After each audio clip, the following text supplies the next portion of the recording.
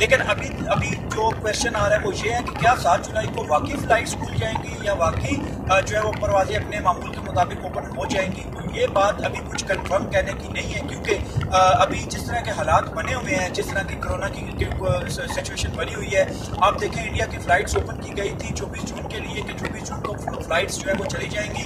India से Dubai के लिए फ़्लाइट्स एक्चुअली आ जाएंगी, लेकिन उसको भी सस्पेंड कर दिया गया है, उसको भी मज़ीद डिले कर दिया गया है। इसकी वजह क्या है? वजह सिर्फ और सिर्फ यही है, कोविड का स्प्रेड अभी कुछ भी नहीं कहा जा सकता कि तीसरी वेव कितनी ख़तरनाक होगी, कितनी तबाही मचाएगी, इसके बारे में कुछ भी नहीं कहा जा सकता। और हर मुल्क अपनी सिक्योरिटी और अपनी सेफ्टी, अपने लोगों की सेफ्टी के लिए बहुत हद तक जो है वो प्रिकॉशंस कर रहा है, बहुत हद तक एहतियात कर रहा है कि हम किसी मुल्क की फ़्लाइट्स खोलेंगे तो ये ना हो हमारे मुल्क के अंदर जो कोविड के केसेस हैं बहुत ज़्यादा बढ़ जाएँ। तो इस वजह से इंडिया की फ़्लाइट्स को भी मज़ीद सस्पेंड कर दिया गया, डिले कर दिया गया। इसी चीज़ को मद्देनज़र रखते हुए सिर्फ और सिर्फ उन मुल्कों को इजाज़त दी जा रही है, उन मुल्कों के मुसाफिरों को इजाज़त दी जा रही है यूएई आने के लिए जहाँ पे सिचुएशन बहुत ही कंट्रोल्ड है, बहुत ही कंट्रोल्ड है। मैंने आपको पिछली वीडियो के अंदर भी बताया था, पाकिस्तान में केसेस इतने ज़्यादा नहीं हैं। पाकिस्तान में अल्हम्दुलिल्लाह जो कोविड की सिचुएशन है वो पाकिस्तानी गवर्नमेंट की कोशिशों की वजह से कंट्रोल में है, इतने ज़्यादा केसेस नहीं आ रहे। लेकिन उसके अंदर जो हमारी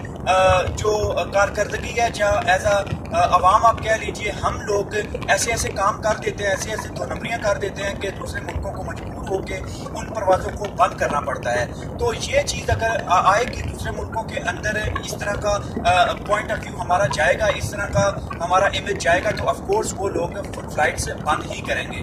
दूसरे नंबर पे मैं आपको बताऊं कि जिन लोगों के वीज़े एक्सपायर होने वाले हैं, अभी पाकिस्तान से कुछ लोगों ने मैसेज किया कि हमारे वीज़े तो एक्सपायर होने वाले हैं, तो क्या हमें कुछ ग्रेस टाइम मिलेगा, ग्रेस पीरियड मिलेगा?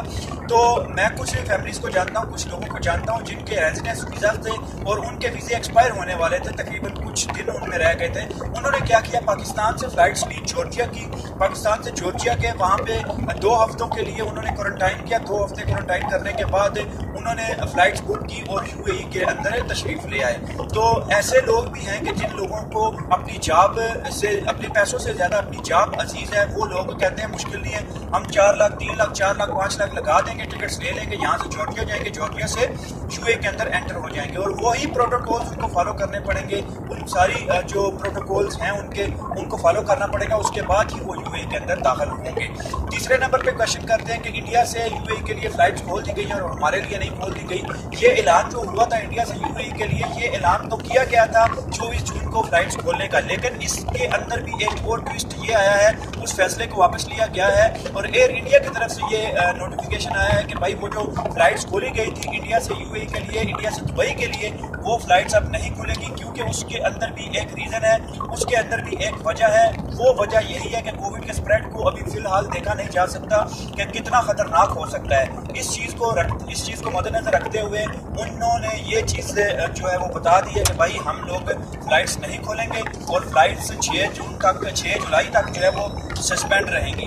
तो अभी आपने क्या करना है, अभी 6 जुलाई तक तो वो फ़्लाइट्स सस्पेंड रहेंगी, उसके बाद 7 जुलाई को जो भी नोटिफिकेशन आएगा या जो भी उसको मुताबिक आएगा, कोई नोटिफिकेशन जारी किया जाएगा अथॉरिटीज़ की तरफ से, तो फिर आपके साथ इंडिया से यूएई के लिए जो परवाज़ें हैं, दुबई के लिए परवाज़ें हैं, वो डिस्कस की जाएंगी। मैं अभी फ़िलहाल अपने बिल्डिंग की बेसमेंट में आ गया हूँ, इसलिए आपको अंधेरा नज़र आ रहा है।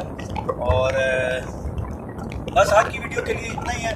नेक्स्ट कुछ भी होगा तो मैं आपके साथ ज़रूर शेयर करूँगा।